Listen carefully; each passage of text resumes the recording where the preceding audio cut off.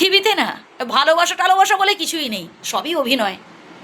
হ্যাঁ প্রিয় বন্ধু, এই দেখবেন কিছু কিছু মানুষ আপনার জীবনেও আসবে যারা প্রথমে বলবে আমি তোমায় সারা জীবন ভালোবাসবো, ভীষণ ভালোবাসি, মানে ভাই রে ভাই ভালোবাসি ভালোবাসি ভালোবাসি বলে বলে মানে আপনার মানে শুনে শুনে আপনার কানটা না ঝালাপালা হয়ে যাবে। ও এত ভালোবাসি বলবে, আপনি মোহিত হয়ে গেলেন, তার কথায় ভরসা পেলেন, খড়কুটোর মতো আঁকড়ে ধরে বাঁচার চেষ্টা করলেন, মনের সমস্ত সুখ দুঃখের কথা তার কাছে বললেন, সমস্ত অসহায়ত্বের কথা বললেন, সমস্ত দুর্বলতার কথা তার কাছে বলে ফেললেন, ভীষণ ভরসা করে ফেললেন। আপনি ভাবলেন যে এই মানুষটাই আমার জন্য উপযুক্ত। কিন্তু একটা সময় দেখবেন যখন স্বার্থ ফুরিয়ে যাবে, আপনাকে ছেড়ে অন্য আরেকজনের সাথে দিব্যি সুখের সংসার করছে, আপনাকে ঠকিয়ে অন্য আরেকজনের সাথে দিব্যি শান্তিতে ঘর মারছে। এটাই বাস্তব ভাই। তো কেন চোখের জল ফেলছেন, কেন কষ্ট পাচ্ছেন? হাজার যত্নের পরও যে মানুষটা ভালোবাসার মর্যাদা দিতে জানে না, হাজার ভালোবাসার পরও যে মানুষটা আপনার দিকে ফিরেও চায় না, সরে আসুন সেখান থেকে, ওটা আলেয়া।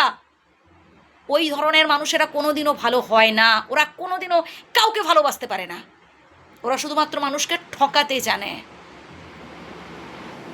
ওরা শুধুমাত্র স্বার্থের জন্য বন্ধুত্ব করতে আসে। আর ওই মানুষেরা না কোনোদিনও জীবনে সুখী হতে পারে না। তাই কারোর মুখের মিষ্টি মিষ্টি কথা শুনে না প্রেমে পড়ে যাবেন না। মানুষের মন দেখুন, মন থেকে আসলে আপনাকে কতটা শ্রদ্ধা করে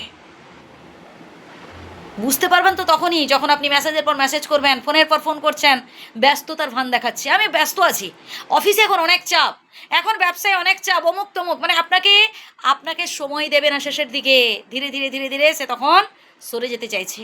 আপনাকে মুখে বলবে না যে আমি সরে যাচ্ছি, আপনাকে মুখে এটাও বলবে না যে আমি তোমাকে আর ভালোবাসি না, আর মুখে এটাও বলবে না যে আমি তোমার সাথে কোনো রকম সম্পর্ক রাখতে চাই না, কিন্তু আকার ইঙ্গিতে ব্যবহারে বুঝিয়ে দেবে যে আসলে এবার সে সরে যেতে চাইছে। বাস্তব এটাই। তাই অত্যন্ত তেতো হলেও কথাটা একটু শোনার চেষ্টা করুন। ভুলে যান প্রিয় বন্ধু। এবার থেকে নিজের ভালোটা বোঝার চেষ্টা করুন, নিজেকে গুরুত্ব দিন, নিজেকে সময় দিন,